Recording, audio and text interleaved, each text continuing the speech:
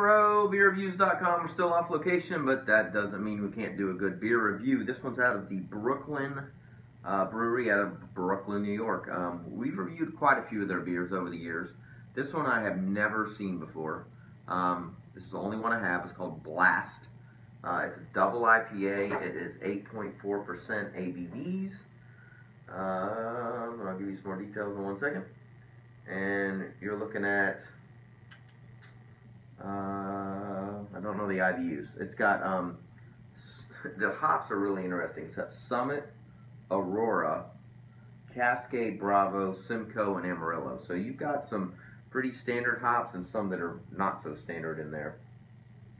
You've got Scottish, Maris, Otter, and German Pilsner malts, which is going to be interesting. So I'm anticipating a little bit more on the German flavor. They talk about how it's available year-round now.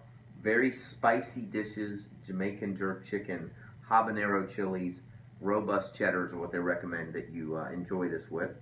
So this is kind of interesting. Before we open it up, it says, we brew our beer in New York about halfway between the hop fields of the Pacific Northwest and the hop fields of Kent, England. We use an earthy English hop to build the foundation of a bright citrus American hop to bring the noise to a rambunctious IPA we call Blast.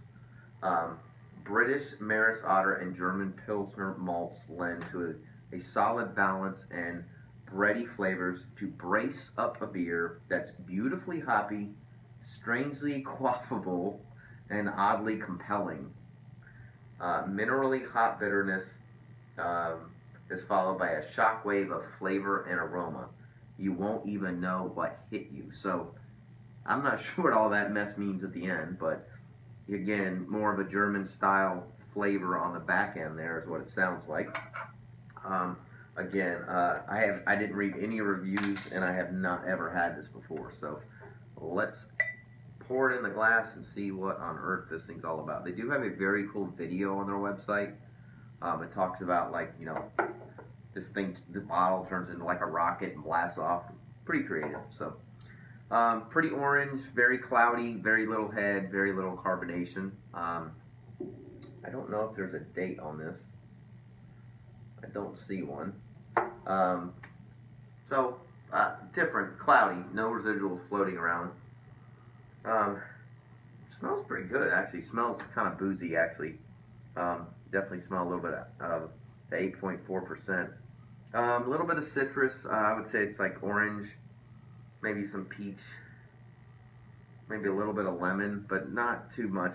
Definitely smells some malts. It's got so this is an interesting aroma. The aroma, I can smell the fact that it's not very filtered. It has a little bit of that residual kind of grittiness to it.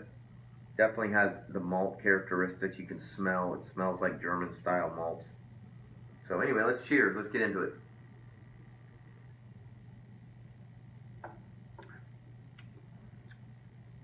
Ooh, that's got some bite to it. Starts off definitely with some very subtle fruity notes. Lends to definitely a big explosion of truly what they describe, breadiness of the malt. It kind of explodes in the middle of your palate. Almost has like a toast taste to it, like it's been cooked. Not burnt, but cooked. Very interesting kind of finish. It almost has like a, what I call a jaw-twisting bite at the end. They definitely didn't hide the ABVs on this one. I bet the IBUs are close to 70, would be my guess. It's got kind of a harsh finish to it. Definitely not a quick, fast finish to dissipate. That's a tough one. I'm not sure what they're going for in this one. It's not a big mouth feel. It's a big finish without the middle part, what I call the meat in the middle. There's not a lot of front end. There's not a lot of back end, but it definitely pounds you in a blast on the back end. Take that for what it's worth. So I don't like this one. I think they're trying to make a very powerful double IPA in terms of ABVs, but they did not hide it well at all. I think they were trying to hide it with the German malts, but the German malts are overpowered by a little bit of the just really harsh finish. So, you know, they always say that you don't remember what happens first, you remember what happens last. Unfortunately, with this one, I would not call this a good finish on the back end. So, we rate our beers between 1 and 5. I would give this maybe a 2. I don't think I'd buy it again. In this class, it is hard to stand out, and this one does not stand out for me. But leave comments on our YouTube channel or website. Let me know if I'm way off base. Thanks for watching microbeerreviews.com. We upload all the time. We appreciate you watching, and we will see you again real soon.